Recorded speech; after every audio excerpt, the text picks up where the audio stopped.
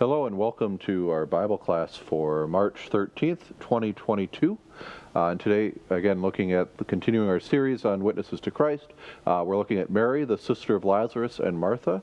And if you're watching or attending our Lent midweek services that are on Thursdays, this is the one for March 10th. So if you watch this after it's uploaded and then come to the service, or go to the service and then watch this after it's uploaded, you might see some repetition, but that's kind of intentional because, again, we're able to dive a little deeper into who Mary is here than we do in the sermon, but we'll still touch on her that way.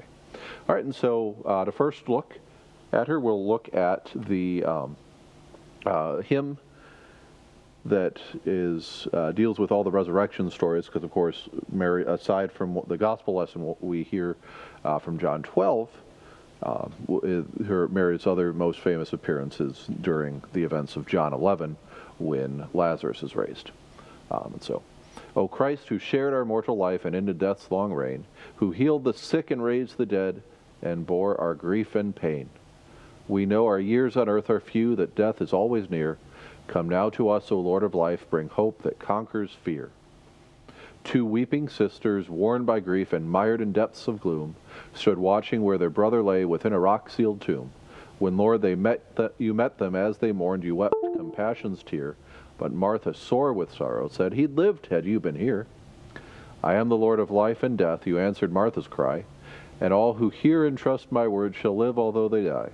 You walked the path to Lazarus' tomb, you called him forth by name, and living, loving once again, from death to life he came.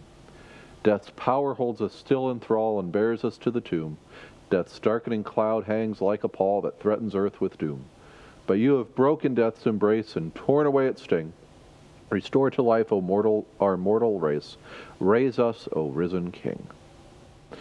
All right, so again, as we're talking about Mary of Bethany, Mary, the sister of Martha, we kind of get confused wondering about which Mary this is. Because in fact, in this series we're doing, we encounter three Marys. Two of them in the Lent midweek stuff, but there's three main Marys in the Gospel. And there's a few others that are mentioned throughout the New Testament too. Why does this happen? Well, it happens because Mary is the most popular name in Israel at the time of Jesus. Some estimates place it as about 25%, which is pretty popular. And so Mary is a Hebrew name, it's based on the Hebrew Miriam, who's, of course, the sister of Moses. So that makes her kind of one of those great heroes of the faith people. Just like today, people look at names from the Bible when they're looking for names to name their children. But also, in addition to Mary being based on Miriam, Moses' sister, it's also popular because at the time because of this. So Princess Miriam, or Miriam, who's princess, there's two of them who end up marrying Herod the Great. He goes through wives like sons somewhat. We talked about him a little bit last week. But again, so the fact that not only is it a popular historical name, popular, cultural name, but also the name of the princesses of Herod the Great about the time that at least Mary, the mother of Jesus, would have been born, and around Jesus' birth, meant that it would have been a fairly popular name.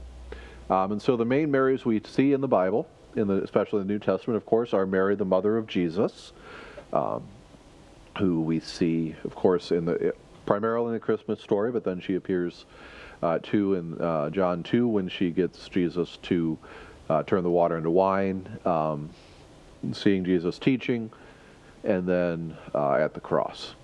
And then Mary Magdalene, and we'll look at her more specifically in one of our later ones, probably after Easter, but we'll see on that. And there's also, kind of going along with Mary Magdalene and Mary, then the biggest confusion is that how many Marys are there at the cross, and who are they? Because there's a bunch of women described at the cross, but the problem is the Gospels don't name them all the same. or don't give them all the same names, and so we're kind of confused. In fact, Luke at least just says women and doesn't bother giving whole names. But Mary, the mother of Jesus, and Mary Magdalene are mentioned in all the Gospels as being present at the crucifixion and resurrection. But then there's also, we get Mary of Clopas, who's mentioned a few times, and then Mary of Jacob, Salome, and the mother of the sons of Zebedee. And there's also then some attempts to make some of these other women that are at the cross to be named Mary as well. And so, in fact, there's a kind of a medieval Catholic tradition that talks about three Marys at the cross, but then they have to do some waffling and creative exegesis to be able to figure out how three women can be named Mary and fit all the descriptions in the Gospels. But that, again, it gets confusing, and we'll dig a little deeper into that when we look at Mary Magdalene, because since she's so important in the crucifixion and resurrection accounts. But today, then, we're looking at Mary, the sister of Martha, and also the sister of Lazarus. And so she appears mostly in John, but we get her in little in Luke as well.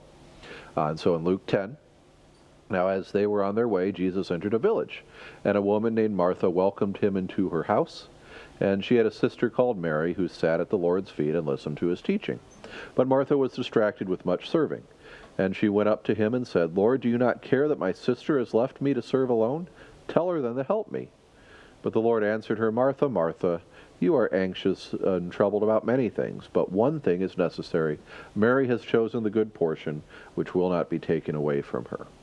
And so here we get, again, Mary and Martha with Jesus. So Martha's the one trying to do all the work. Mary is sitting at Jesus' feet, again, which would have been somewhat unique. I mean, the way she's described is the way that a disciple would sit at the feet of a rabbi. So she's learning, and of course we do a lot with this story whenever it comes up of how do you balance active and contemplative life. How do you balance duties to neighbor and duties to Jesus, but kind of remembering that the focus needs to be on Jesus. And so we see that happen again here in Luke. Lazarus isn't mentioned, not sure why, and so there's even some people who think that this Mary and Martha aren't the same as the Mary and Martha who are related to Lazarus, because Luke doesn't specify which village it is. But we can pretty much assume that they're the same people. But they are. They appear in John, they talk about being from the village of Bethany, which you kind of see here. Real simple map here, but it's really close to Jerusalem. And so Bethany, Bethphage, Mount of Olives, Garden of Gethsemane, and Jerusalem with the temple here. And so that's part of why then. So Jesus.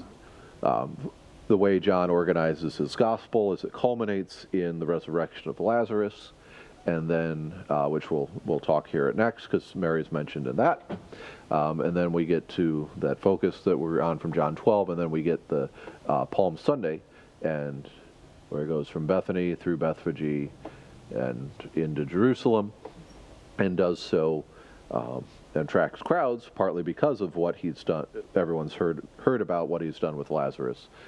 Because it's so close to Jerusalem. All right, so again, the next account is raising of Lazarus from John 11, and I skip a few things, but the whole Lazarus account takes us is John 11 verses 1 through 45. So now a man named Lazarus was sick. He was from Bethany, the village of Mary and her sister Martha. This Mary, whose brother Lazarus now lay sick, was the same one who poured perfume on the Lord and wiped his feet with her hair. Now, that's kind of foreshadowing, because that story we don't get till John 12. That's the next chapter. So the sisters sent word to Jesus, "Lord, the one you love is sick." And when he heard this, Jesus said, "The sickness will not end in death. No, it is for God's glory, so that God's Son may be glorified through it." Jesus loved Martha and her sister Mary and Lazarus, yet when he heard that Lazarus was sick, he stayed where he was. for 2 more days. And then so Lazarus dies, and the disciples say, why aren't you going? And Jesus says, I have to wait for the timing to be right. So on his arrival, Jesus found that Lazarus had already been in the tomb for 4 days. Bethany was less than 2 miles from Jerusalem, and many Jews had come to Martha and Mary to comfort them in the loss of their brother. When Martha heard that Jesus was coming, she went out to meet him, but Mary stayed at home. So again, they do kind of see that balance that we saw from the story of Luke, that Martha's the one who's busy, active, doing things, and Mary's contemplative, staying at home. Lord, Martha says to Jesus, if you had been here, my brother would not have died. Also kind of fits with Martha's personality. Again, she tries to get Jesus to rebuke Mary. So she has no fear of speaking up to Jesus. But I know that even now God will give you whatever you ask. Jesus said to her, your brother will rise again. Martha answered, I know he will rise again in the resurrection at the last day. And Jesus said to her, I am the resurrection and the life. He who believes in me will live, even though he dies. And whoever lives and believes in me will never die. Do you believe this? Yes, Lord, Martha told Jesus, I believe that you are the Christ, the Son of God, who was to come into the world. And after she had said this, she went back and called her sister Mary aside. The teacher is here, she said, and is asking for you. When Mary heard this, she got up quickly and went to him. Now Jesus had not yet entered the village, but was still at the place where Martha had met him. When the Jews who had been with Mary in the house, comforting her, noticed how quickly she got up and went out, they followed her, supposing she was going to the tomb to mourn there. When Mary reached the place where Jesus was and saw him, she fell at his feet, again kind of echoing that how she was at Jesus' feet earlier, and said, Lord, if you had been here, my brother would not have died. When Jesus saw her weeping, and the Jews who had come along with her also weeping, he was deeply moved in spirit and troubled. Where have you laid him? He asked. Come and see, Lord, they replied. And Jesus wept. Then the Jews said, see how he loved him. But some of them said, could not he who opened the eyes of the blind man have kept this man from dying? Jesus, once more deeply moved, came to the tomb. There was a cave with a stone laid across the entrance. Take away the stone, he said. But Lord, said Martha, the sister of the dead man, by this time there is a bad odor, for he has been there 4 days. Then Jesus said, did I not tell you that if you believed you would see the glory of God?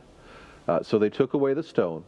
Then Jesus looked up and said, Father, I thank you that you have heard me. I knew that you always hear me, but I say this for the benefit of the people standing here, that they may believe that you sent me. When he had said this, Jesus called out in a loud voice, Lazarus, come out. The dead man came out, his hands and feet wrapped with strips of linen and a cloth around his face. Jesus told them, take off the grave clothes and let him go. Therefore many Jews who had come to visit Mary and had seen what Jesus did put their faith in him. So again, this real raising of Lazarus is one of the most famous stories. Miracle. It's the 7th sign. It's the final sign, the kind of the culmination of all the miracles that John describes Jesus doing. And we again see Mary and Martha here talking to Jesus. Mary at Jesus' feet again, and Lazarus coming out, but they're worried about him stinking. Of course, so this is a big thing for artists to do. This is, again, it would have been more, I don't know, that's probably a little more better carved than it could have been, but probably looked more that way than the way we usually think of this. But again, so we see how Mary here is, again, kind of contemplative, that she trusts Jesus. She knows Jesus, but isn't afraid to talk to him and do things as well. So again, running out to meet him, falling at his feet again, but then we see, so Martha again gets kind of the most words there, but then we get to the kind of focus of our account as we're looking at Mary as a witness of Christ preparing for his crucifixion from the next chapter, John 12. So 6 days before the Passover, Jesus therefore came to Bethany where Lazarus was, whom Jesus had raised from the dead. So they gave a dinner for him there. Martha served, again, kind of there. Lazarus was one of those reclining with him at the table. Mary therefore took a pound of expensive ointment made from pure nard, and anointed the feet of Jesus, and wiped his feet with her hair. The house was filled with the fragrance of the perfume. But Judas Iscariot, one of his disciples, who was about to betray Jesus, said, "Why was this ointment not sold for 300 denarii and given to the poor?" Judas said this not because he cared about the poor, but because he was a thief, and having charge of the money bag, he used to help himself to what was put into it. Jesus said, "Leave her alone, so that she may keep it for the day of my burial. The poor you will always have with you, but you do not always have me." When the large crowd of the Jews learned that Jesus was there, they came not only on account of him, but also to see Lazarus, whom he had raised from the dead. So the chief priests made plans to put Lazarus to death as well, because on account of him, many of the Jews were going away and believing in Jesus. And so here again we get this most important why Mary's a witness is because she uses a jar of perfume and washes Jesus' feet. Again, this is right before he dies. He's going to go actually from Bethany here into the triumphal entry is the next thing that happens in John 12. So Palm Sunday.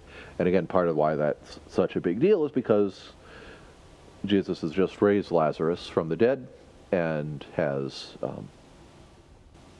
and so people keep hearing about this, and the Pharisees are upset about this and realize they might not need to just kill Jesus but kill Lazarus, because if people know Lazarus had died, he'd been in the tomb for 4 days, so this wasn't just a coma or anything, but had been raised from the dead. Well, then if people just keep seeing Lazarus raised from the dead, they're going to believe in Jesus, so they need to kill Lazarus so that doesn't happen again.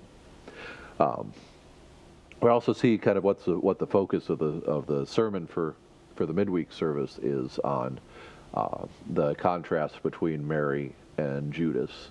That Mary is very generous, uses this perfume. Judas, however, is the money bag. Got the money bag. He's very stingy. John kind of mentions in passing that Judas controls the money bag for the disciples, but also seems to occasionally dip his hand into it for his own personal gain, instead of just using it for what it's supposed to be. So we see that sin in his heart there too, because he makes a good point. If you don't understand the personal motivation, he makes a good point that if it was sold for 300 denarii, so that this is. Remember, a denarius is about a day's wage, so 300 denarii is about a year's worth of money. So this is not an insignificant amount. But Jesus says, well, this is doing that. She's anointing me before I'm buried, and so this is just going to keep up that way. And so he places the focus on Mary and away from Judas. This seems to be the last straw for Judas, though, and this is part of why then he decides to go through on the plan to betray Jesus. All right, so that's what we get from John 12. But this account appears a couple other times, and I want to touch on that before we end our Bible class. This pre-recording. So both Matthew and Mark put it about the same place, and they also put it in the same location. They just don't name Mary. So here in Matthew, Matthew 26. So again, towards the end of the Gospel of Matthew. So now when Jesus was at Bethany, so same village, but in the house of Simon the leper, a woman came to him with an alabaster flask of very expensive ointment, and she poured it on his head as he reclined at table. And when the disciples saw it, they were indignant, saying, "Why this waste? For this could have been sold for a large sum and given to the poor." But Jesus, aware of this, said to them, "Why do you trouble the woman? For she has done a beautiful thing to me. For you will always have the poor with you, but you will not always have me. In pouring this ointment on my body, she has done it to prepare me for my burial. Truly, I say to you, wherever this gospel is proclaimed in the whole world, what she has done will also be told in memory of her." And so Matthew and Mark here give us a little less description of what exactly is going on. They don't tell us that it's Mary. Don't tell us about Martha or Lazarus in the background. They don't say it's Judas specifically that objects. It's all the disciples collectively objecting. But again, same basic idea.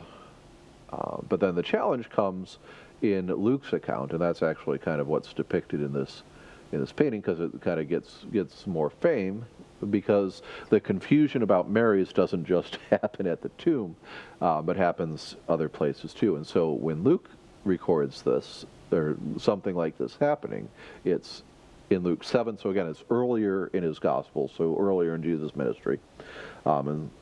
And the other details aren't quite the same either. And behold, a woman of the city who was a sinner, when she learned that Jesus was reclining at table in the Pharisee's house, brought an alabaster flask of ointment, and standing behind him at his feet, weeping, she began to wet his feet with her tears, and wiped them with the hair of her head, and kissed his feet, and anointed them with ointment. And again, that's what kind of we see here. And then the difference and challenge here is that the sinful woman from Luke, based on what comes next in the Gospel of Luke, is sometimes connected to Mary Magdalene. And then some people have tried to go, well, wait, there's a Mary who's got expensive perfume and washing Jesus' feet with his hair. Well, this has to be the same Mary that's mentioned in the other Gospel accounts. This can't have happened twice. And so the sinful woman from Luke's connected to Mary Magdalene, and then that's also then sort of conflated with Mary of Bethany, Martha's sister, Lazarus' sister. And so some traditions, as you look at some devotions and things and paintings and stuff, you're going to find sort of a conflation that all this woman is the same, of all that Mary of Bethany is Mary of Magdalene is the sinful woman. But there's really kind of a move now that they're looking at the text a bit better, that they're not the same people, that Mary Magdalene is not Mary of Bethany, and neither of them are the sinful woman. But again, we'll talk more about Mary Magdalene's connection to this when we talk about her in a little bit.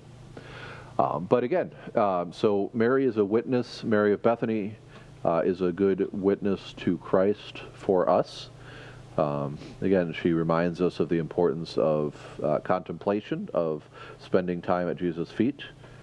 So, for us, that would mean, reading our Bibles and in prayer and in worship.